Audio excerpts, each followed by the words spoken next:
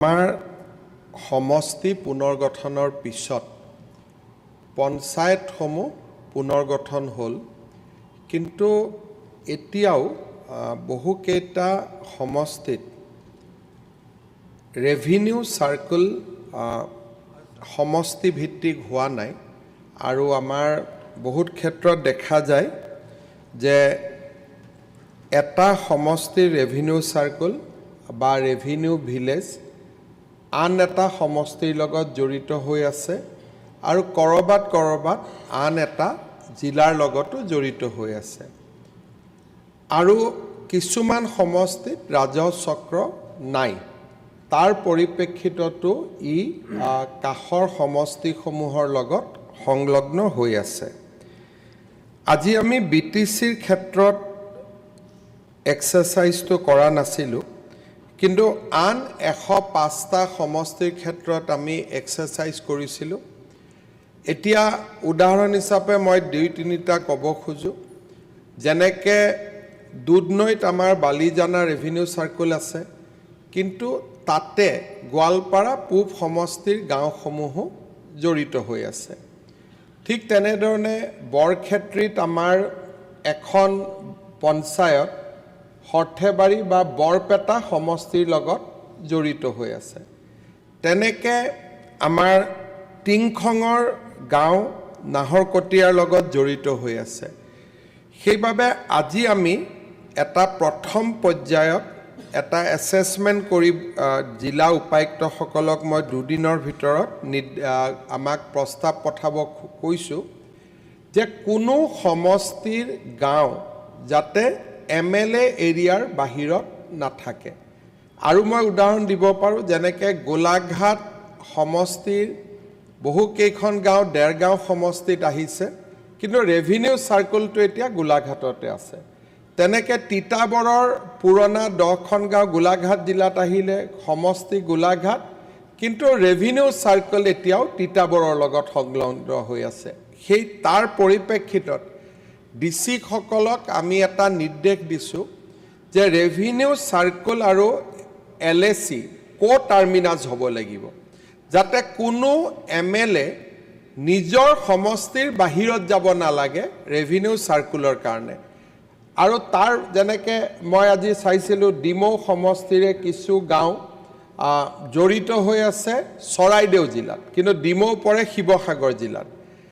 আজিৰ পৰা আমাৰ ডিচিসকলে এই এক্সাৰচাইজটো কৰিব। আমি ক'তো ৰেভিনিউ চাৰ্কুল উইড্ৰ নকৰোঁ। ক'ৰবাত যদি 3টা আছে 3টাই থাকিব, 2টা আছে 2টাই থাকিব, মাত্ৰ গাঁওবিলাক ট্ৰান্সফাৰ হ'ব। এক মিনিট মুখ্যমন্ত্ৰীয়ে কথা কৈ থাকিলে ইউজুৱেলি মানুহে মাজত মাত নিদিয়ে।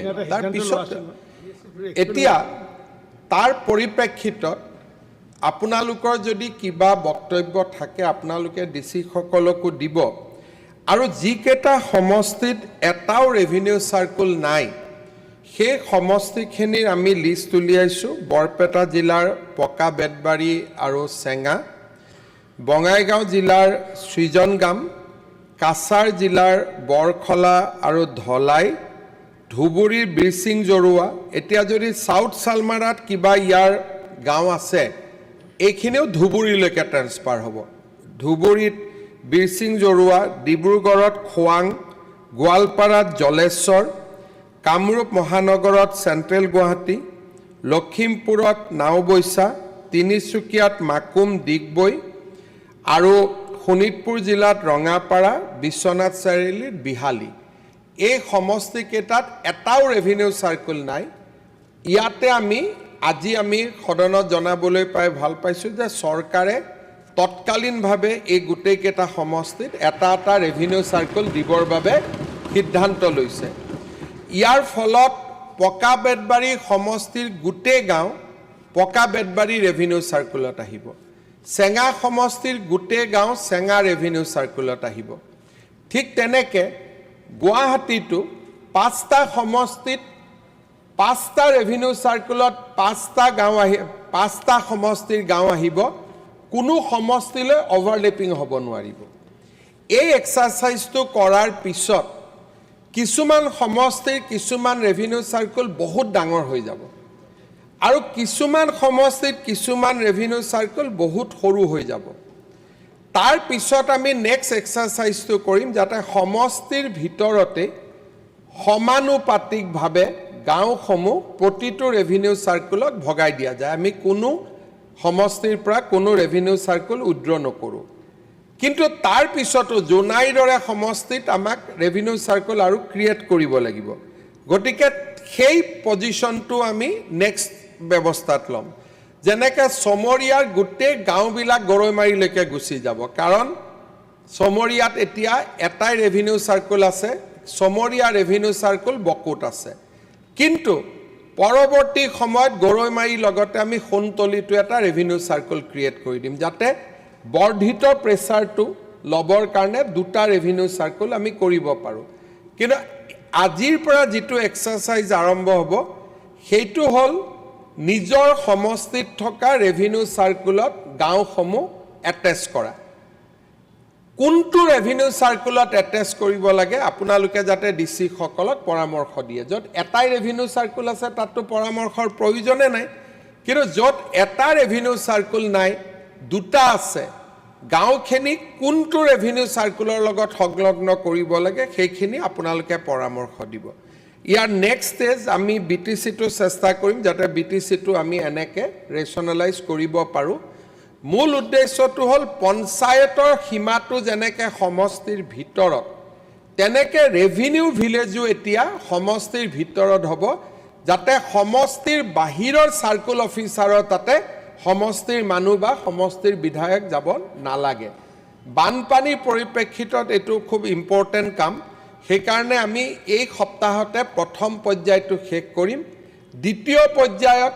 সমষ্টিৰ ভিতৰত গাঁও ভগোৱা কাম আৰম্ভ কৰিম আৰু ডেট প্ৰসেছত যদি কৰবাত আমাক নতুন ৰেভিনিউ সাৰ্কেল লাগে আমি ক্ৰিয়েট কৰাৰ ব্যৱস্থা কৰিম মই ভাবিছো যে কথাখিনি মই সদনক জনাই থৈছো কাৰণ কালিৰ পৰা সদন 7 দিন নাথাকিব আৰু এই 7 দিনতে এই কামখিনি আমি শেষ কৰিম মই পুনৰ এবাৰ এটো নিশ্চিতভাৱে আমাৰ বহু কেজন বিধায়কৰ বাবে এটো এটা ভাল খবৰ কোনেও দাবী কৰা নাছিল আমাৰ এতিয়া কোনোবা নাওবৈছা সমষ্টিতে জেপি দাসে কৈ দিব যে মই দাবী কৰা কাৰণে কৰিলে এইবিলাক কথা যাতে কোনেও নকয় কাৰণ মই জানো যে আমি কৰি দিয়া কামবিলাক পিছত কোনোবাই কয় যে ৰাইজে দাবী কৰিছিল বহুত জায়গাত মই ইমান দিন ৰাজনীতিত থাকো কতো ৰাইজৰ দাবী নুশুনো আমি নিজে নিজে গৈ পেলাই মেডিকেল কলেজ দিও পিছত কয় যে নহয় এইটো ৰাইজেও দাবী কৰিছিল গতিকে ইয়াত কতো দাবী নাই এতিয়া মই আকৌ এবাৰ কৈছো যে তৎকালীনভাৱে পকা বেদবাৰীত